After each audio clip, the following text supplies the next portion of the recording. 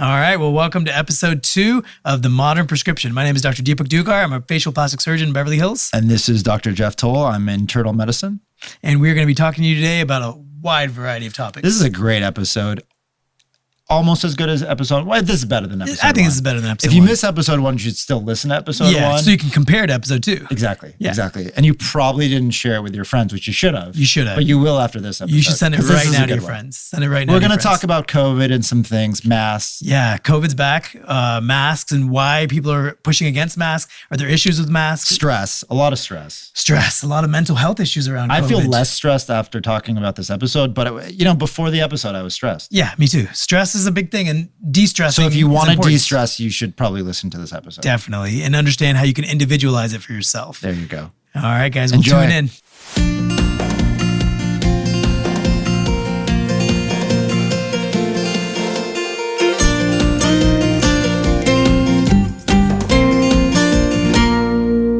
Well, welcome. Thank you for tuning in. This is episode 2 of The Modern Prescription. My name is Dr. Deepak Dugar.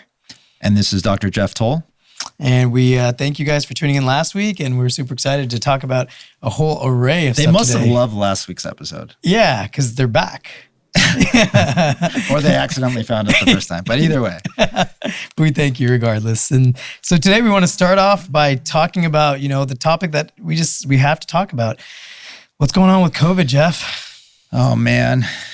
You really want to start with this, huh? Well, this week has been really bad is the short version. So basically the case numbers are now up to as high as they were, 2 months ago before we all stayed indoors for 3 months. So other than having an ability to test more easily, we're sort of exactly back in the same boat as we were then. But it seems like the government's not really willing or able to close things down again.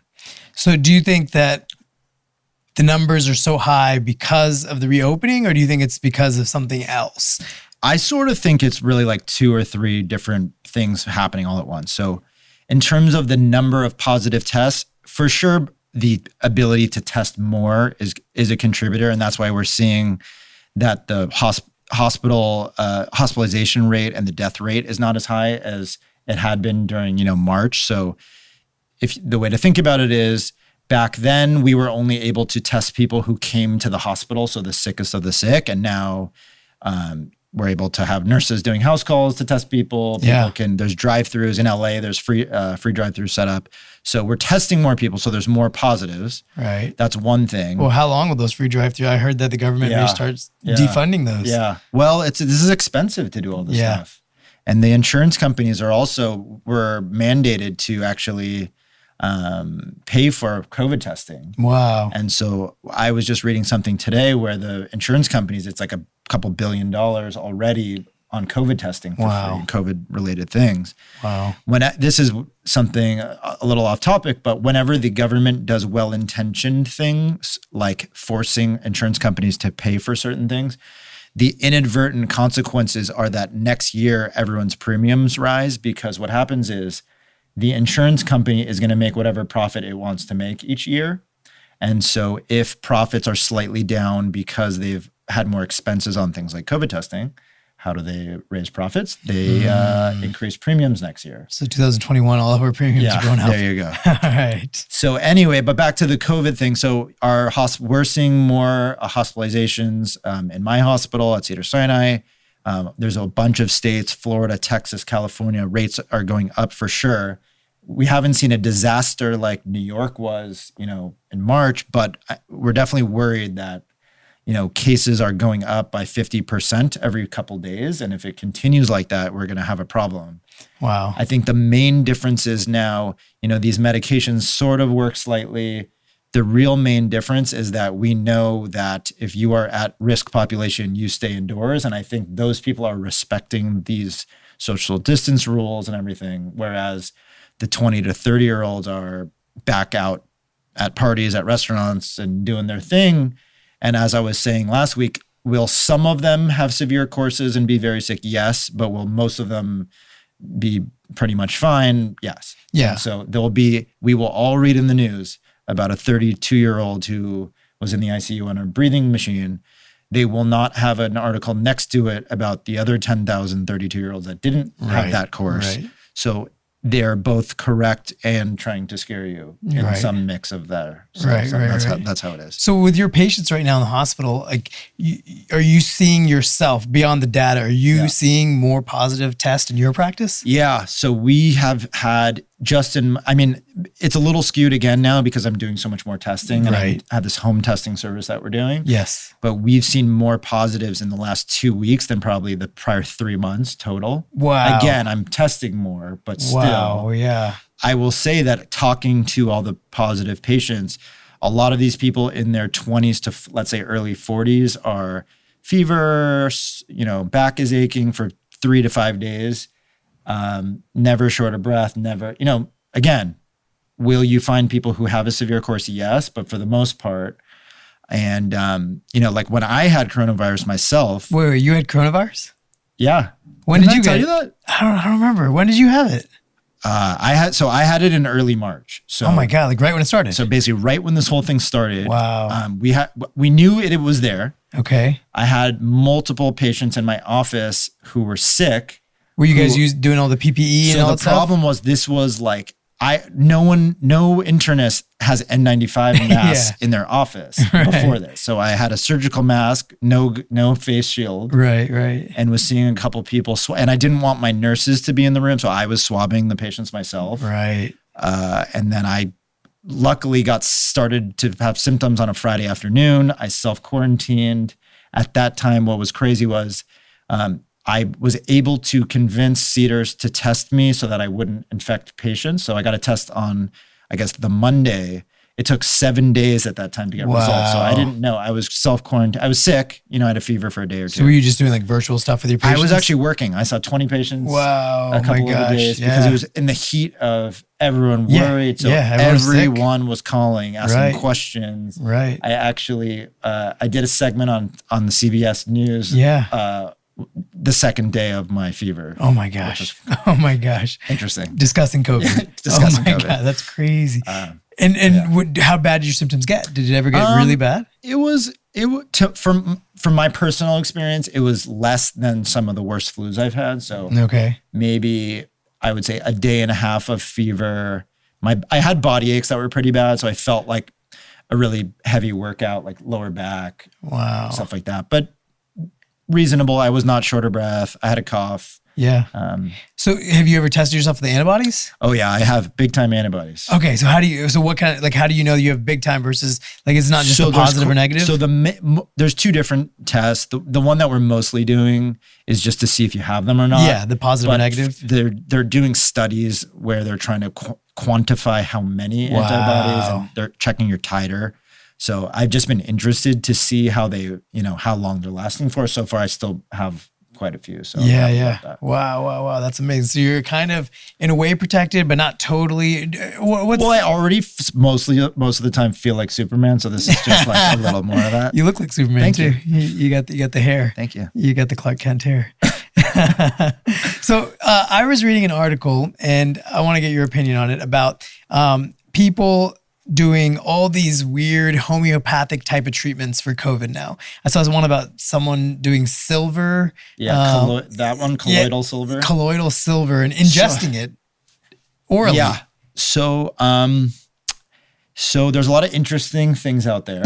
Some ranging from benign things like zinc, magnesium, vitamin C. These are things that may help, probably don't, but are totally benign, safe to use. I highly encourage anyone who feels like they may be helped by taking vitamin C or zinc, go ahead, because the very worst case scenario is these are very safe placebos, which make people feel good. And when you feel good, your immune system may be stronger. You may be sleeping better if it reduces your stress about it. Great. So for the most part, benign supplements, fantastic. What about like vitamin C, emergency, all these things? Is it totally fine? Those all fall into that category. So they're totally benign. And if someone feels, it may do a slight boost in your immune system. The studies are a little mixed, but the bottom line is they're not harmful. So if you feel good about it, placebos are real. 20% of people feel better with a placebo for a subjective thing. So if they feel better, and they're sleeping better and their mood's better, that may actually in turn actually make their immune system better. So those are fine. These snake oil things you got to be careful for. Colloidal silver could be all these metals, the heavy metals. So people are like gold, silver. Why would you ingest that? Because when doctors had no real tools to make people better, in the 1700s and prior, all of these were treatments, bloodletting, leeches, all of these things. Got it. So this is being brought back from the ancient times, yes. like the concepts of these. Yes. Oh my gosh. So scary. I mean, there's some doctors who are using new advanced type of treatments that we also have no evidence for. So I've seen people offering stem cell therapy. For COVID. And preventative for COVID. Oh my God. Okay. So, preventative for COVID, who knows? I don't know what it's going to do. Yeah, who knows? But the problem I have with these types of things is, let's say you have COVID. Yeah. The thing that gets you into trouble is when your so if you're young, the only thing that's going to make this dangerous is if your immune system is revved up times a million, because what makes you sick is that whole, system overload, basically, where the immune system is attacking your own body, the cytokine storm. And so I don't know, but who knows if spinning your stem cells and then putting them in the bloodstream is going to rev up your immune system too much cause that cytokine storm. Great point. Because we do PRP therapies a lot for hair loss, facial rejuvenation. Right. And I'll give you what you just said is exactly the problem. If you have a history of cancer, we automatically say you're not a candidate. You cannot do PRP or stem cells because we don't know, are we pushing this cancerous blood flow in a larger propagation now? Right. And so that's a great point about COVID, doing these PRP and stem cell therapies. Are you making the problem worse by propagating it on a higher concentration? Yeah. So that's the problem, is you will be able to find someone who will charge you a lot of money for something, but when there's no evidence about whether it's helpful or not, I would be sort of leery about doing it. Right. I'm not saying, so it goes back to this thing with like hydroxychloroquine. Where, if one person in the media who's sort of a semi-respected figure says this may work, it's hard for any other doctor to say, put their foot down and say, doesn't work. Right. Because we don't know if it works or doesn't work. It may or may not. Right. And that's why we do clinical trials. But when there's a new disease, everyone's like, I need to. So again, these Hail Mary, this is why I call them Hail Marys. Yeah. For those of you who don't watch football, that's when it's very far and unlikely for you to get a first down. So you got to throw it deep and just hope for the best, fingers crossed. That's not a thing you want to do when it's, life or death, second down and one to go. Because you'll be fine. And so that's why these 30-year-olds, if you have COVID, let's see how your course goes, take Tylenol, rest. If things get worse, then we're going to consider all of these other things. But you don't want to be taking dexamethasone. You don't want to be taking hydroxychloroquine. You want to wait to see how your course goes. And don't do stem cell therapies. I mean, personally, I wouldn't unless we have more evidence or unless you're sicker. Yeah. Got it. So the other thing that's kind of crazy right now is sports are starting to slowly reopen. Excited about that. Yeah, I'm super excited about it. What do you like to watch? You know what I just realized? Oh, you were wearing Superman socks. I was wearing Superman socks. If you're watching this, you can see his beautiful Superman socks. There you go. If you're listening, you just have to believe us. No, I think they're great. Oh, that's amazing. Anyway, is that your favorite superhero? No, I actually like Batman more, but someone gave me. I see that you're dark. You're a little. You have a darker side. Yeah. But in a good way. You're like a good dark guy. Yeah, that's Batman. Yeah, exactly. Yeah. You're not a bad guy. You're a good guy. Thank you. I'm a Superman fan. I'm very bubbly. It makes more sense. Yeah. Smallville. But yes, sports restarting. I'm super excited about basketball. Yeah. The season's going to be in Orlando. I would say honestly now I've transferred to a Lakers fan just because I'm here and it's hard. How do you not like LeBron? And we're going to win. I mean, we're going to win everything. So. Yeah, I think so.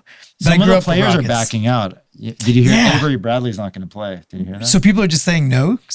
So the NBA basically, I think the NBA has always been a very progressive league compared to the others in terms of listening to the players' opinions and stuff like that.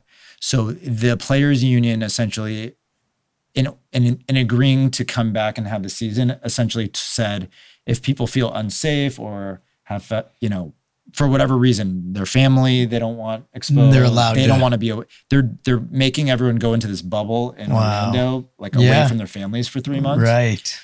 There's some players who I think is interesting, and the debate is interesting, that feel that playing will take attention away from all the social Yeah, issues for Black right Lives now. Matters, of course, of course. And so the LeBron and some of the other players are saying, no, this will put attention on it because people will be watching, millions of fans watching, and they can talk about it on the precast, on the postcast, and how many people are going to be checking LeBron's Twitter when they're in the finals as opposed to I see the arguments on both sides. But some of the players are worried about COVID, I think, too, and not playing. Yeah, I mean, even if you look at tennis right now, the world's number one player in the world, Djokovic, just got tested positive. Him and his wife both, and they were on tour, which now got completely canceled, of course. But he's kind of one of the first. There's lots of players who've gotten positive, but he's probably the highest profile. Yeah, and it's crazy. And so he was kind of a little out there. I think he's even publicly said in the past month he's anti-vaccine, which is kind of controversial. Did he say how sick he got? It sounds like he's quarantining at home with his wife. It doesn't sound like he's that symptomatic or sick. But again, I think he's a little embarrassed because he was kind of on the forefront of pushing to get back out there. I mean, he's a competitor. End of the day, sometimes you have hyper focus and now he can get back out there because he'll be immune after this. Yeah, maybe. I guess if he's allowed to. I don't know what's going to happen with competitive sports for the time being, but it's interesting to see. I really don't think NFL is going to be able to play a season. I have my doubts. It's too many players. Yeah, and even in NBA, like what's going to happen if someone tests positive? Does everyone stop? The whole tournament stops? I don't know. Yeah, I think they got to test everyone and maybe before every game, I assume, right? I think they're going to test everyone every game. Every game, right? Yeah. Man, that's going to be amazing. Just imagine if you were the doctor in Orlando and you get to be at every single private game. There's only 30 people watching. My idea was they just do an NBA Jam style 2-on-2 tournament. Oh, that'd be so cool. Who would you pick? LeBron and AD Lakers. That's the best. That's my team. Yeah, I think I'm born and bred LA guy. So. You are, right? Where'd you go to college? I went to USC undergrad. They offered me an academic scholarship, so sweet. I stayed home. Sweet. You're the good boy. Well, Yeah, that's good. That's true. I went to the most expensive school I possibly could find. Which was what? I went to George Washington University. And when I was there, I don't know what it is now, but at the time, it was the most expensive school ever. Sorry, Mom. USC is really Dad, crazy expensive also. Yeah. Oh, totally. USC. I actually wanted to go to USC, and my parents had this thing where they didn't want me to go to the West Coast. So I ended up going to the East Coast for college. USC also... You need your parents to cheat for you and get you. Oh gosh, that's a whole nother scandal. She's doing jail time. Is she doing? I think it was like a week of jail time. Okay, yeah. We're talking about the mom from Full House. Yeah. That's. I mean, you know what? This wasn't necessarily on the agenda to talk about today, but I get asked all the time, like to sign papers for like kids to like get extended time for their tests. Yeah. ADHD and all these things. And I've gotten that too, actually, from a USC kid before. Yeah. I mean, I'm not a pediatrician, so it's less common, but sometimes college kids will, come to me and say they have ADHD and they want extended time. And here are my 2 cents. Yes, the DSM has called these things that are worthy of medications and all this stuff. I see that. I know that the medications help people. However, my advice for people, and if I was parenting a child with this, is that in real life, you don't get extended time. Yeah. And so even if, yes, they need the extra time for the test, I think people need to, figure out if they are good at things that are not sitting for a long test, for example, those are the things that they should, because for their life skills, you're teaching them the wrong lesson by breaking the rules for them. And then, if that guy ends up in law school and gets extended time in law school, and then in real life, when he's negotiating a contract, there's no extra time. Yeah, totally. So, that's a great segue because, the other part about this whole COVID thing right now is kind of what you're talking about. It's all of us kind of got derailed. All of our plans got derailed. No matter who you are in the world right now, your plans got derailed for the past 3 months and maybe for the next 6 to 12 months. And I think there's a lot of this kind of overlying underlying maybe depression that a lot of people are kind of having with regards to their personal life, their goals, their vision of what their life is supposed to be like. And I think that it's really pervasive now. Everyone's feeling a little a little sad, a little depressed because they're not able to do what you intended to do. Yeah, I sort of feel that way. Do you feel that way? Yeah, I mean, I think I did initially when it first hit. Well, I think the first couple of weeks I enjoyed just having cocktails every day. But then once I started working again and realizing that life is real and you have to deal with this, I think I was a little sad about it. To be honest, I think this is our society, because, like we were talking about in the first episode for anyone who listened, that, when I talk to people about their health, and I really get down to talking to people about how's work, how's your family, most people feel at the very least, very stressed. Yeah. And somewhat having one of the above of depressed, anxious, insomnia. Yeah. Stressed out.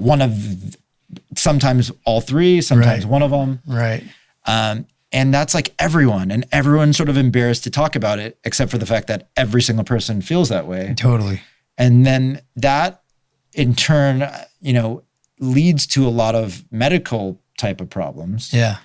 And I think both of us probably see patients that have these, medical problems that are really sort of underlying depression or insomnia, because it affects your whole system. You're not sleeping well, your circadian rhythm's off, so the hormones are off, your cortisol is up. Yeah. That makes your sugar spike. It's all connected. So people, are always looking for these health shortcuts. Like what, you'll look online and you'll see, what are the top 5 ways to lose 5 pounds this week? Right. But those are all these like people need to learn how to love themselves and be happier. Totally. In order to be healthier. Totally. I think that, when you break down life, it's usually like there's multiple goals, but I think if you put the 3 biggest ones for most people, it's being successful, which usually means money. Right.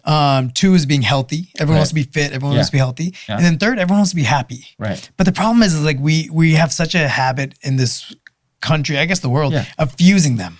Right. We think they're all together. Right. And so I think when all of our plans got derailed, when all of our, all our goals are now pushed back, I think our happiness was attached to those. Yeah. And so I think a lot of us felt a little sad because we no longer had control of our happiness. Right. And I think the real secret is that you have to have them independently. Happiness is its own goal. It's its own thing that you work towards, separate of your success and your, financial and your personal growth, entrepreneurial goals. How do you find that you try to seek happiness for yourself?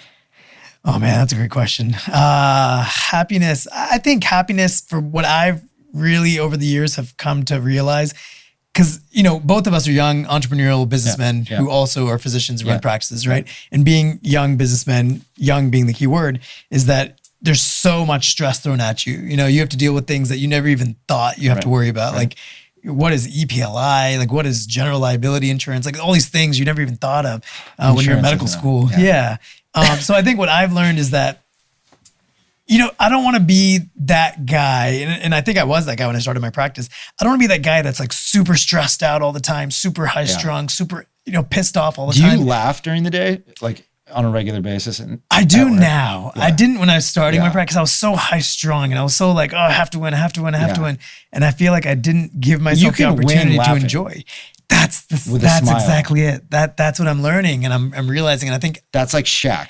Yes, totally. You can do it with kindness. And that's the secret. Like you want to be, it reminds me of medical school. I'm definitely dicking around. I mean, I'm stressed during the day. I'm moving fast, but I'm dicking around I'm laughing and messing. But it's because you have that. Yeah, but you have that thing that what you want, which is in a code environment, you want to be the coolest guy in the room who still has the best advice. Yes. You're not the guy in the corner joking around, but at the same time, you're calm and collect, and you can give the best advice when you have that mentality. And I think that's what I'm learning, is that you have to be present now and be excited. I think that 2 together is what I found makes me happy.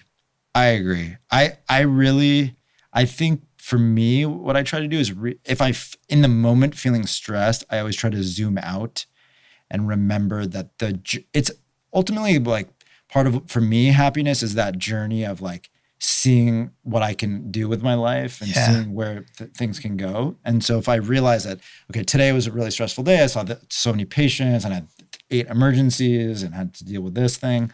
But then I'm realizing it's all part of moving towards this goal. And those things are the satisfying, like fulfilling things that are the happy, like should make you happy. Right. Like you look at those and you're like, you know what? I'm proud of myself. Exactly. This was a great, the day was stressful, but at the end of the day, look at all we did today. This was a great day. Couldn't agree more. But I try to get those moments of, like I like to flirt with the 85-year-old patient who comes in who's like That's in a I wheelchair love it. and they're like, "Oh, Doctor told." It's like I love those moments. You show like, show your socks or whatever. So no, I love that. I love that. No, you're so right, because you have to enjoy those little moments. Because I think we build up our life into like the big moments. Yeah. Graduate, you get married, you have a kid, right. you go on a vacation. But it's like, if that's what you're waiting for, those are so far and few between. You got to enjoy the little things throughout the day.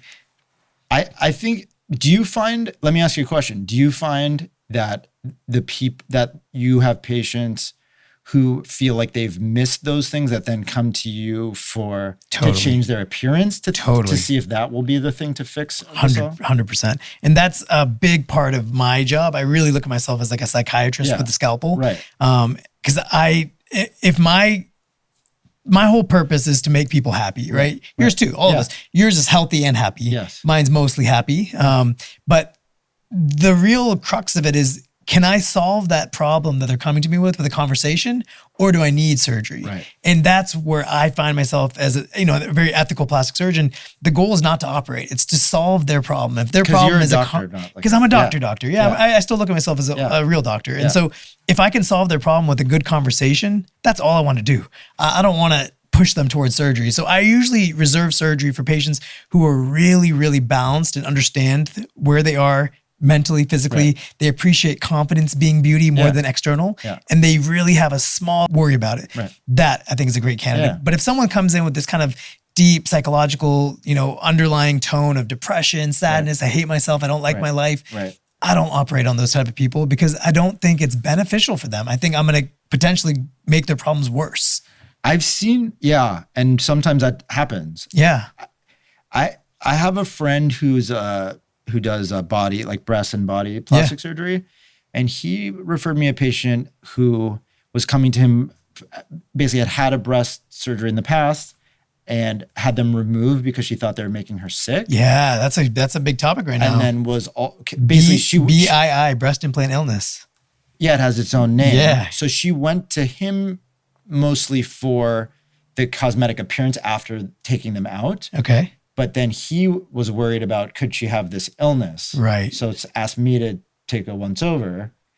And so, but again, in talking to the patient, because I'm not that familiar with this. So I told her I wasn't the right person and recommended a doctor for her to see. Right. But I was wondering whether it was more so these underlying depression and sort of things that were making her feel. So she felt bad. She had bad symptoms. Yes. But I wasn't sure how we could know how to attribute it to those breast implants, which were now out. Yeah. So I always wonder, what do we know? Could they cut? I don't know. Right. Again, I'm not the right doctor. Even our societies don't know. Like even like the American Society of Plastic Surgery doesn't know. They basically have, so recently Allergan recalled last year this specific type of textured silicone implant that got recalled. And so any surgeon that basically had used those over the past 10, 15 years had to go through their entire list of patients, let them know, hey, if you're having symptoms, let us know, and there's this whole recall situation.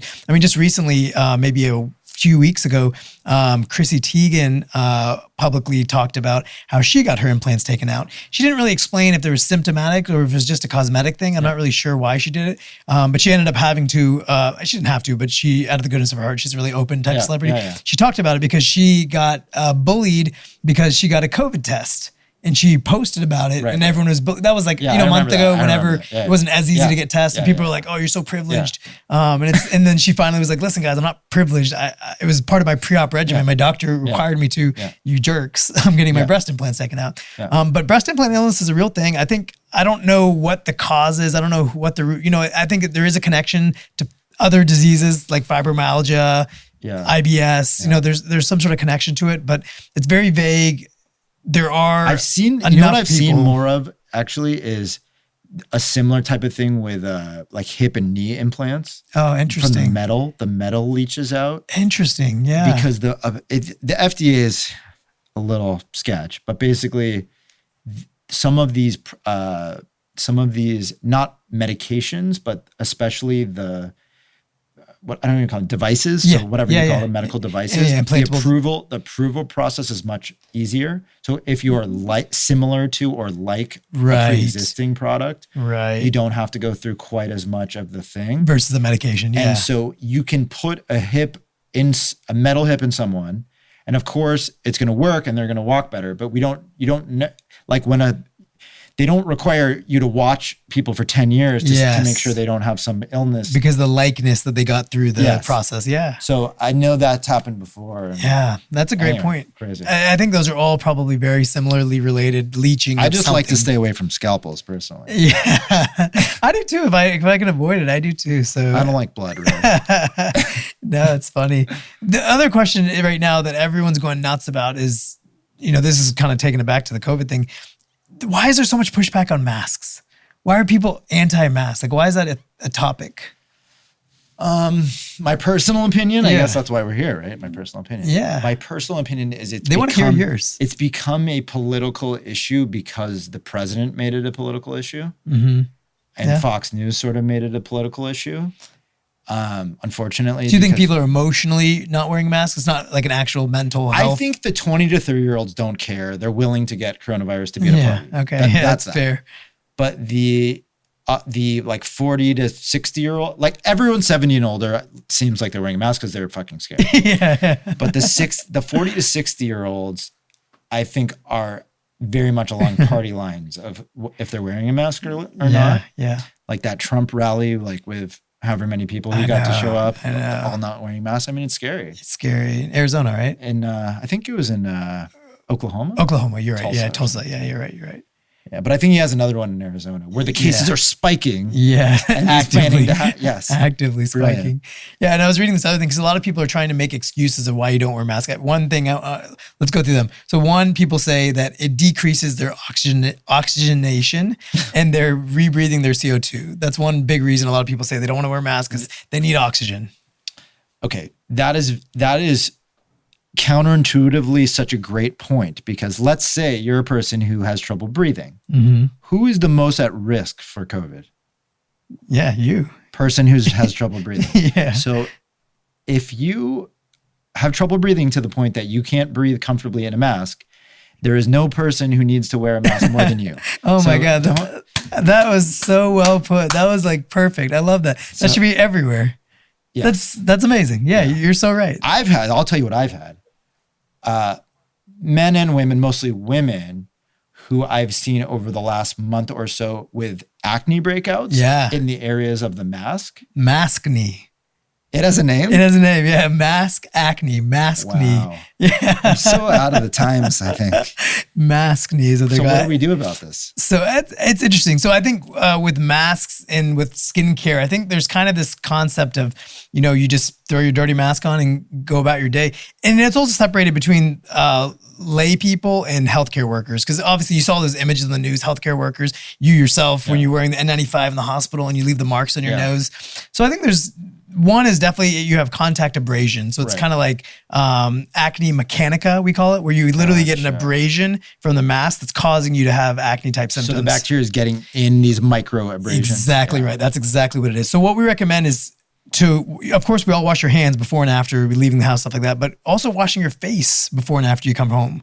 That's super important. Washing your face, using something gentle like Cetaphil. You don't have to use anything crazy, but washing your face and then using a good benzoyl peroxide or salicylic acid wash every day. Yeah. And then maybe once a week using a nice toner, something, a toner that has some benzoyl peroxide in it, just once a week, just to get that top layer clean so that you don't have that contamination layer sitting there that's more prone to bacteria anyways. Gotcha. And then if you do have maskne already, if you already have, a layer of irritations, you can use Duoderm. You can buy, on Amazon for like $20. What is that? Duoderm's it's like a barrier, basically. So you can put like a little patch over the areas where you have the maskne and then put your mask on over it. So it creates a barrier from your mask and your skin. Since you are the master of the face, what about, do people ever come asking for things like lasers or treatments or chemical, like what is all that other stuff for, like what else? For acne? Yeah. I would say the biggest, so hormonal is usually like 90% of what's causing a lot of acne in people's, and diet is known to be causing this. What does that mean, hormonal? So hormonal meaning like when you're younger and your hormone levels are changing dramatically. It's why like 13 to 18-year-olds have such bad acne. And even later in life, you can still have acne. So when your hormonal changes are kind of out of whack. Can that be like stress related? Totally stress related. Yeah, stress can definitely cause it. Because and again, I'm actually asking you this because I've been seeing. One thing I do is recognize patterns. I think that's part of internal medicine. Totally. So what I've seen is the 20 to 26-year-old women who, some of which like lost their job or job prospects during coronavirus or something, having acne that I'm attributing to the mask. Yeah, but it could be from stress, hormonal levels. Stress is a killer. So how do you what do you do?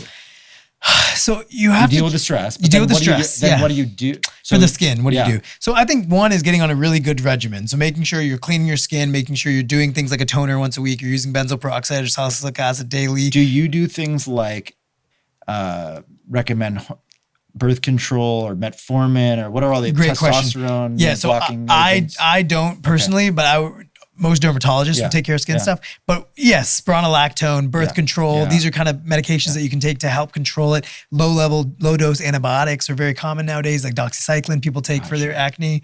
And then, there are more aggressive treatments like lasers, microneedling, things that you can do to kind of help stimulate the skin. It's almost like reshocking the skin to get it to kind of go to a new baseline. Gotcha.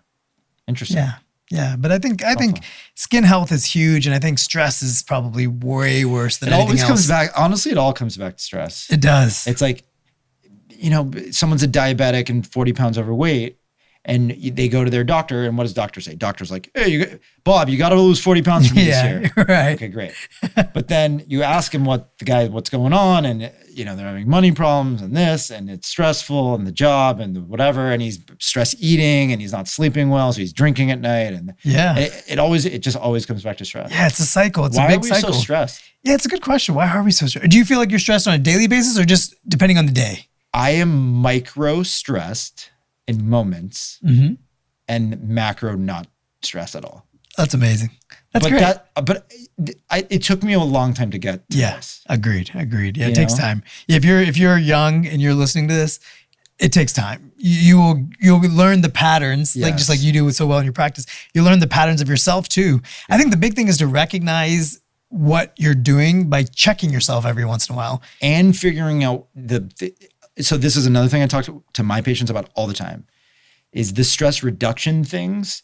Everyone is so different in what they, as a human being, personally need. Totally. So for one person, it could be they need to do a crazy spin class. Yes. And then they feel so much better, the weight's lifted off. And someone else may need to read a book in the sun outside. Someone else may need to write a poem that gets out their emotions. Someone may, people are so different. Someone may need to draw a picture, play video games that are violent.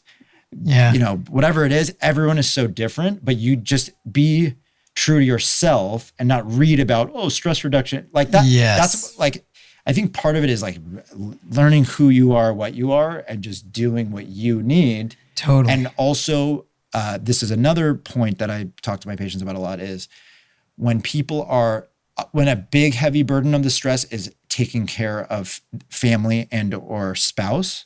So I find this in women in their 70s whose husbands are, let's say, 5 to 10 years older than them and have more medical problems. Their whole life becomes caretaker and they don't take care of themselves. So they're so stressed. Yeah. And then it's like, if you don't take care of yourself, you are going to not be able to take care of your husband anymore. So you need to do this for yourself, for him. It's like the airplanes, put on your own mask before helping others. Yeah. That's a great analogy. Yeah. Great. That was great. That was really great. So low stress, de-stress, but individual. Don't follow other people's patterns. Do it your own way. What works for you. Figure it out. Yeah. I'm a big competitive sports guy. What do you like? What do you like to do? So I played soccer in college. Nice. And I You look like a soccer player. I like everything about the violence. I want to run into people, slide tackle, talk shit. The whole thing just releases. That's what I need. Nice. So that's been hard for me. I haven't had, because you can't play sports. Yeah. I've been doing a lot of cycling. Good. And but I'm getting my max heart rate up to 180. Like I'm going as hard as I possibly can. Well, and then when I get off the bike, I feel like, woo, I feel better. Yeah. Well, that's going to be a topic in a future episode. We're going to do health and wellness with nutrition. Gotcha. And exercise. And we're going to definitely dive really deep into that I'm topic. good at jumping off topic. I love it. No, me too. I love it. No, but I think it's Anything else great. we're supposed to talk about today? I think we hit it all. I think we hit it all. So, de-stress, I think, take COVID seriously. Yeah. COVID's back. So, COVID's back. Be careful. Yeah. If you're going to see, I think this is my biggest advice on the COVID thing. And then I'll shut up for once. Again, if you're young and you're doing stuff, you'll probably be fine, but then really don't see your parents and grandparents. Like be honest with them and say like, listen, I've been being an idiot and I've been at parties. I've been, a little loose at the bar, whatever I've been doing. Right. And if you can imagine someone our age, getting it, not being symptomatic yet, their parent gets it from them and gets very sick. You're going to live with that the rest of your life. Like be careful. Right. Great advice. Yeah. So, we can't end on something depressing. No, we're going to end on something great. What else are we going to talk about? I think let's end on,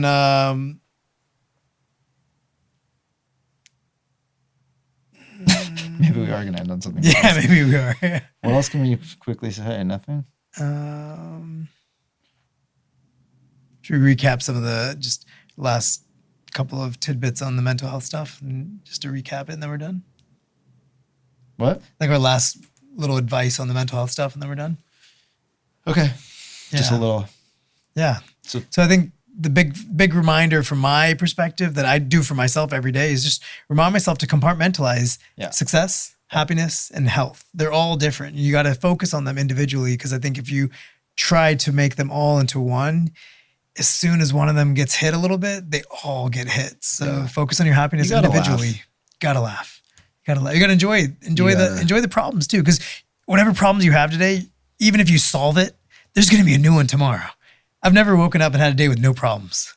Yeah, the solving the problem is supposed to be. If the solving the problem is the fun part, then life is fun. Exactly. Could not agree more. Yeah. It's learning to enjoy that part and reminding yourself. We all know this. Like it's not like no one forgot that. You don't need an MD to figure that out. You don't need an MD. You don't even need a modern prescription for that. But it's good to remind you. Yeah. Good. Well, thank you guys for tuning in and listening for episode 2. We had a great time today talking to you guys about. Please subscribe and share us if you enjoyed it. As we're trying to. Even if you didn't enjoy it, just subscribe and share. Yeah. Come on, tell your friends, even if you didn't like it. Yeah. Thanks. Thanks, guys.